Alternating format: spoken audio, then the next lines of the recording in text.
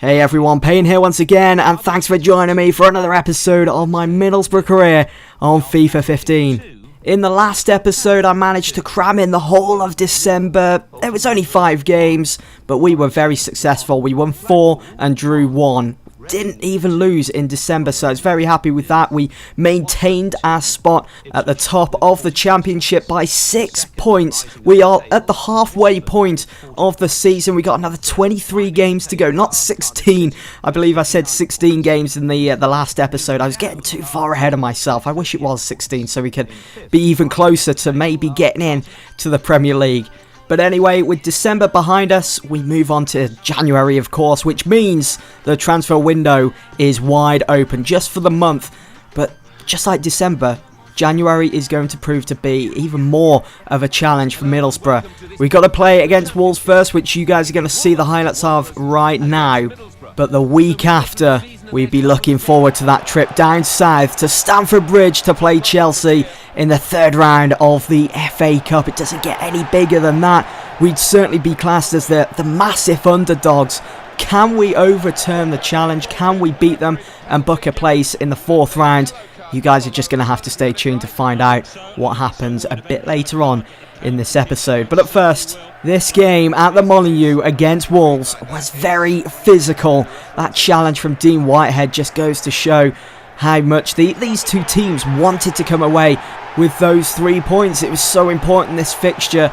And Dean Whitehead just comes charging in, absolutely clatters with Price. And the referee had every right to send him off. But fortunately, Whitehead managed to get off with just a yellow card. We did equalise in the 51st minute with that goal from Clayton. It was struck right at the goalkeeper, but there was so much power behind it. The goalkeeper just couldn't hold on to it, and he pushes it over, hoping it was going to go out for a corner kick. I think he would have been happy to concede a corner there, but it was a comical goal how the ball just dropped into the back of the net. No one was able to do anything about it. They weren't really lining up how to go about defending it, getting rid of the danger or anything like that. So they conceded.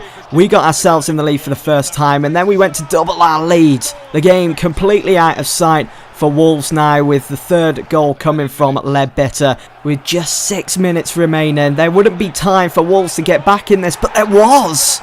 There was, as they made it 3-2. But they couldn't come up with an equaliser, as we just held in there, and we did come away with those 3 points. Thanks to that goal from Vossen, I think that was probably the most important goal, really, with us getting in front for the first time. It gave us that extra boost and that bit of confidence that we needed to go on and get those 3 points.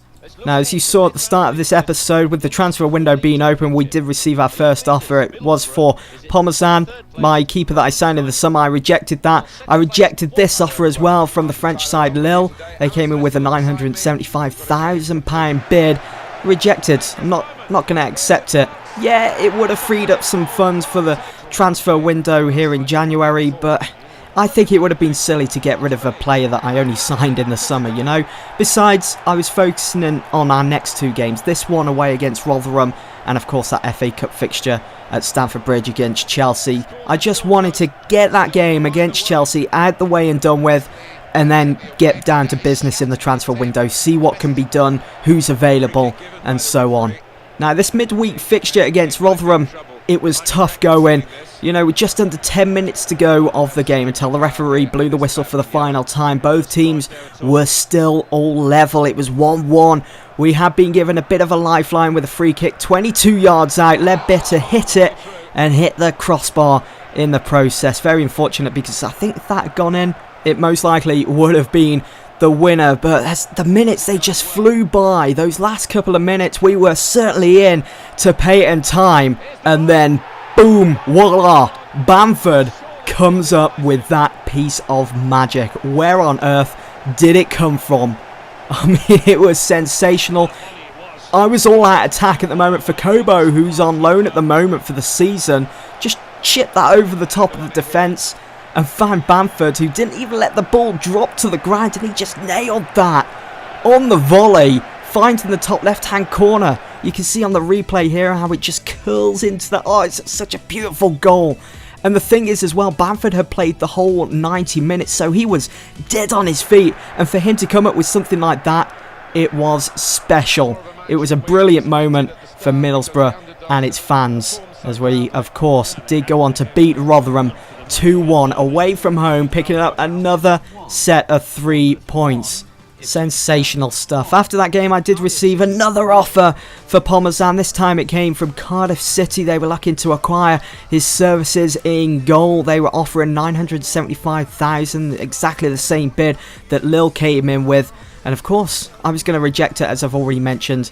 I didn't want to get rid of him. But look at this. A massive offer this time from Norwich City for Parmesan. 1.6. Yes, it was very, very tempting.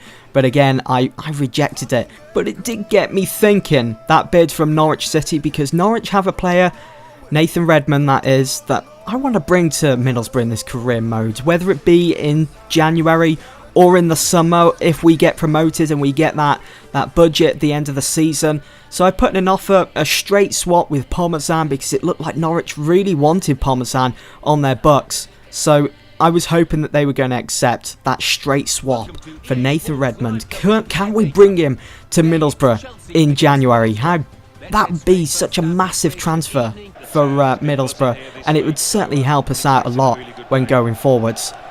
But with that behind us, it was on to the Saturday FA Cup fixture in the 3rd round at Stamford Bridge against Chelsea. We could be seeing this next season if we keep up our current form in the Championship. If we get promoted, we could be travelling to Stamford Bridge fighting for 3 points, not just for a place in the next round of a domestic cup.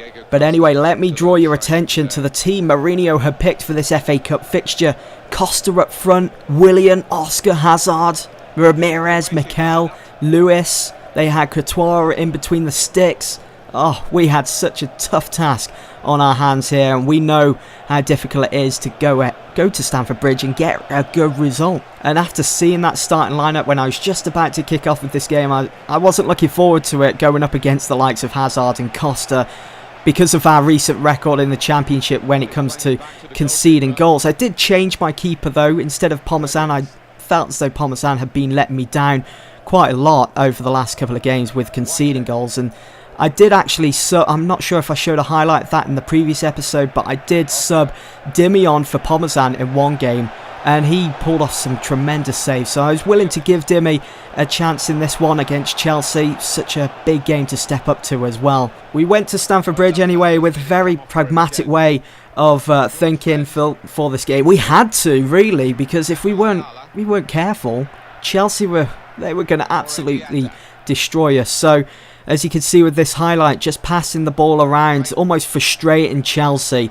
trying to draw them out so we can hit them on the break.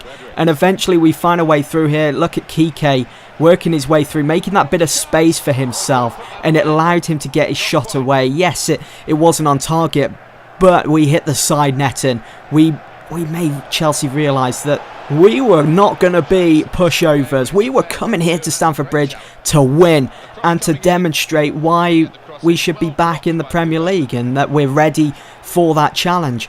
And I've got to say, Fredericks down that right side, coming up against Hazard and Willian, because them two, they were switching sides throughout this game, but Fredericks stood up to the challenge of both of those players. I mean, Hazard, world-class winger, and he was finding it difficult against Fredericks, and that was really good to see. And what else was good to see was every Middlesbrough player was on the move. They were looking to create something to get in the lead for the first time against Chelsea. They were willing to have a go to get stuck in.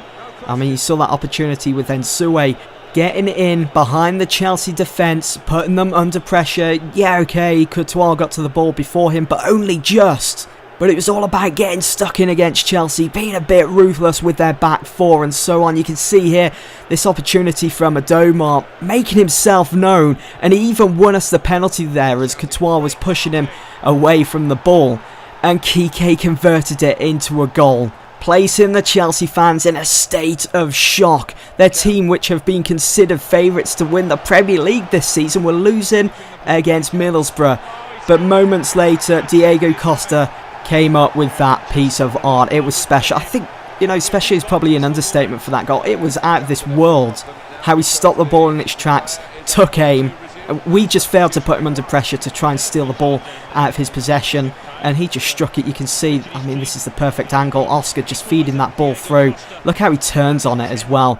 Yes, he's surrounded by 2 players, but I just failed to make that challenge to get the ball off him. And he made us pay for it. And I just had a feeling from there on out, we were going to get absolutely murdered by Chelsea. Oscar, as you just saw, striking the ball low and hard. Dimmy managed to save it. It was going out for a corner, but we kept the ball alive, knocked it out for a throw, and stopped Chelsea from working those set pieces, which they're famous for. Willian comes in with a fantastic strike, hammering the ball against the crossbar.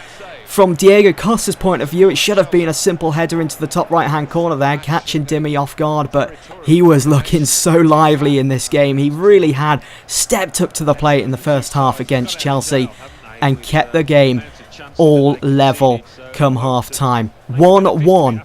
We were playing so well, and it's that pragmatic style again from Middlesbrough which really dominated this game. I mean, you can see the possession. We had 60% of the ball in that first half. I mean, what team can go to Stamford Bridge and dominate possession apart from Manchester United in real life just at the end of last season?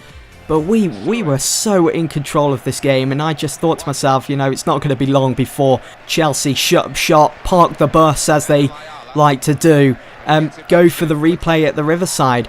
So we had to ensure that we kept up that performance from the first half. We were sensational. We really did take the game to Chelsea, and we made it 2-1 with 48 minutes gone. The goal coming from Kike, who was on for a hat-trick after he got that penalty in the first half. And what a finish. Just powered the ball past Courtois. I did kind of expect better of him to save that. I was a bit worried here as Mikel was in space, but Fred managed to close him down so quickly, and he just lunged in. Thankfully, he got to the ball before the player and was able to just clear the danger, and Chelsea had to restart again with their attack. They were having to get back in this game. They were trailing at Stamford Bridge. You can just imagine how annoyed Mourinho would be on the touchline with his notepad, probably scratching his head as well, thinking, what on earth is going on here? Why are Middlesbrough absolutely dominating us? I've got probably my best side out here, and yet we're losing 2-1 against a championship side. We absolutely took the game to them. And it's almost as if in the last 10 minutes, Chelsea had just given up. They had given up and were ready to go home because we made it 3-1. We added insult to injury with that goal from Adoma. It was a simple header through the legs of Courtois. Very embarrassing for him. Sweetly struck ball first time from Kike, but on the rebound, Adoma just comes in and destroys Chelsea's plans in this season's FA Cup. Dimmy was sensational in between the sticks. The whole team was brilliant. They really stepped up to the plate in this game, and they showed that they can go on to compete in the Premier League. How we'll do against the likes of United, City and Arsenal, I don't know, but it'll be interesting if we do get into the Premier League for next season. But look at that, the final match facts, 57% we saw of the ball. You can also see the amount of shots that Chelsea had, the majority of those coming in the second half after they went 2-1 down against Middlesbrough. They tried their best to get into the game, but it was Dimmy who was the rock for Middlesbrough, and that Man of the Match award was fully deserved. That's it from me then, guys. Thanks for watching. I'll see you all in the next one.